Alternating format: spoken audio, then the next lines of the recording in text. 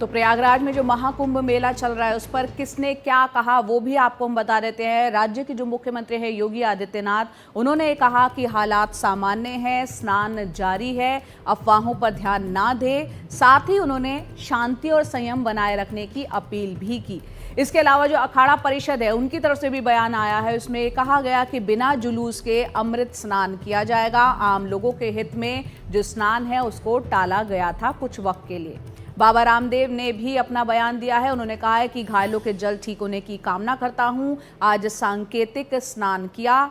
इसके अलावा स्वामी चिदानंद सरस्वती का बयान भी आया है। उन्होंने कहा है कि हताहतों के लिए मैं प्रार्थना करता हूं, जो जहां हैं वहीं स्नान करें।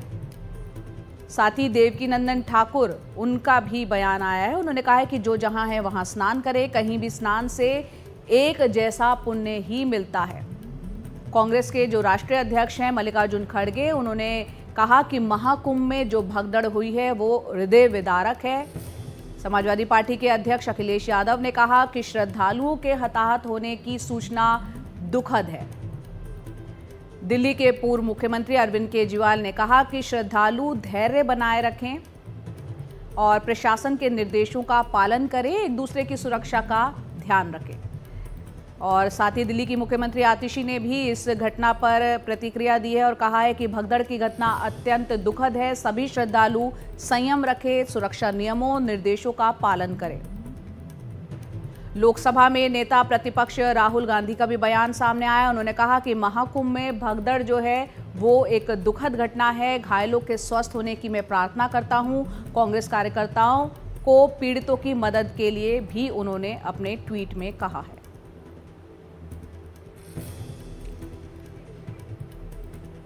तो ये दो तस्वीरें आप देख पा रहे हैं महाकुंभ के दौरान की।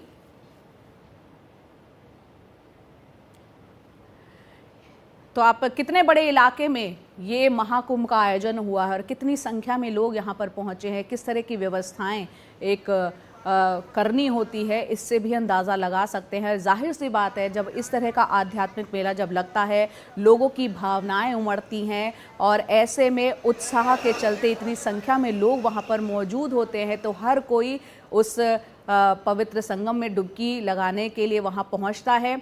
चलिए, हमारे सहयोगी रणवीर सिंह हमारे साथ मौजूद हैं, जो कि प्रयागराज में हैं और हर पल की वहाँ की जानकारी दे रहे हैं। रणवीर, आप वहाँ पर मौजूद हैं। 13 अखाड़ों को आज स्नान भी करना था। अभी वहाँ पर क्या अपडेट, और आप तस्वीरों के जरिए भी वहाँ का हाल दिखाएं।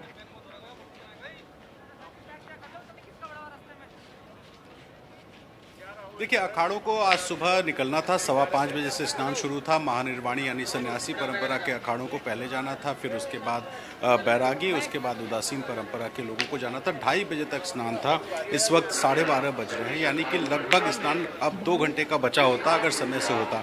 लेकिन चूंकि ये घटना घटी और घटना घटने के बाद अखाड़ा परिषद ने यह फैसला किया कि वो इस वक्त अखाड़े के से नहीं निकलेंगे स्नान के लिए, क्योंकि प्रशासनिक अमला जो है वो घायलों के इलाज में व्यस्त है और यहाँ क्राउड मैनेजमेंट में व्यस्त है। अब जब स्थिति थोड़ी सामान्य हुई, जो बाहर से लोग थे उन्हें रोका गया। उसके बाद से अब आप देखिए यहाँ पर सड़क पर भीड़ है, लेकिन जो सुबह जिस तरह की भीड़ थी उस तरह की भीड़ नहीं है, क्योंकि बाहर से लोगों को आने से जब रोका गया और मेला क्षेत्र में जो लोग थे उन लोगों को स्नान करके बाहर जाने को कहा गया। उसके बाद से हालात सामान्य हैं।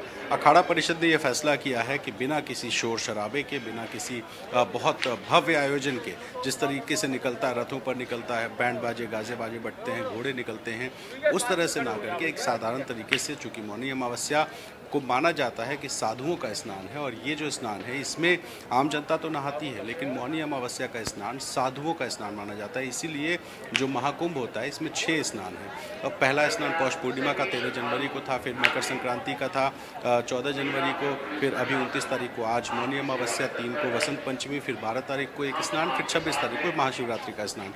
तो इस तरह से 6 स्नान है, जिसमें 3 अमृत स्नान है, मकर संक्रांति, मौनी अमावस्या और वसंत पंचमी। तो अब शाही शाही स्नान जिसको कहते थे वो अमृत स्नान हो गया। तो वो जो अमृत स्नान है इसके लिए साधु निकलते हैं और सबसे बड़ा दिन होता है मौनी अमावस्या का, जो आज है। लेकिन एक घटना घटी, बहुत ज़्यादा लोग थे, तस्वीरें दिखाते रहता हूँ।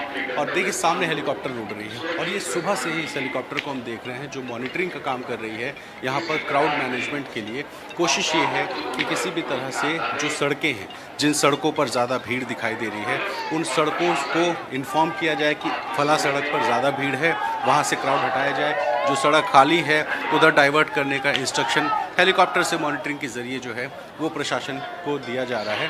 तो इस तरह की जो कोशिशें हैं वो कोशिशें चल रही हैं। और आप देखिए तस्वीरों में जो श्रद्धालु हैं उन श्रद्धालुओं को 2 सहूलियतें दी गई। पहला, जब अखाड़े नहीं आ रहे थे स्नान करने और अखाड़ों के लिए जो आरक्षित जगह थी उसको खोल दिया गया ताकि जो श्रद्धालु हैं वो वहाँ पर जाके नहा सके और भीड़ को थोड़ा सा वहाँ से जल्दी से स्नान करा करके निकाला जाए।